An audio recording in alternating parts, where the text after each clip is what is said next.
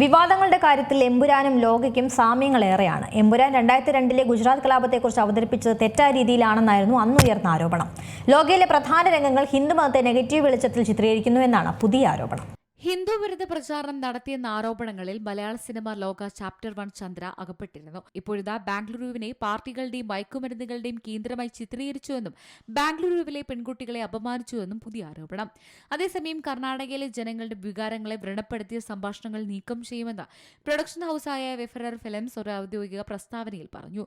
സിനിമയിലെ ചില അധിക്ഷേപകരമായ സംഭാഷണങ്ങളും രംഗങ്ങളും നീക്കം ചെയ്യണമെന്ന് സോഷ്യൽ മീഡിയയിൽ ആവശ്യപ്പെട്ടിരുന്നു. കല്യാണി പ്രിയദർശൻ, നസ്ലിൻ എന്നിവർ പ്രധാന വേഷത്തിലെത്തുന്ന ലോക ചാപ്റ്റർ 1 ഓഗസ്റ്റ് 28 റിലീസ് ചെയ്തത്. ഡൊമിനിക് അരുൺ രചനയും സംവിധാനവും നിർവഹിച്ച ചിത്രം ഒരു സൂപ്പർ ഹീറോ സിനിമാറ്റിക് യൂണിവേഴ്സിലെ ആദ്യ ചിത്രമാണ്. ദുൽഖർ സൽമാന്റെ വെഫറർ ഫിലിംസിന്റെ 7ാമത്തെ നിർമ്മാണ സംരംഭമാണ് ലോക ചാപ്റ്റർ 1 ചന്ദ്ര. മികച്ച ഫൈറ്റ് രംഗങ്ങളാണ് ചിത്രത്തിന്റെ പ്രധാന ആകർഷണം. മോഹൻലാൽ അഭിനയിച്ച L2 എമ്പുരാൻ 2002 ഗുജറാത്ത് കലാപത്തെക്കുറിച്ച് തെറ്റായ രീതിയിൽ അവതരിപ്പിച്ചു എന്ന ആരോപണത്തിൽ വലിയൊരു വിവാദത്തിൽപ്പെട്ടിരുന്നു. ഇതിന് പിന്നാലെയാണ് മറ്റൊരു മലയാള സിനിമയും വിവാദത്തിൽപ്പെട്ടിരിക്കുന്നത്.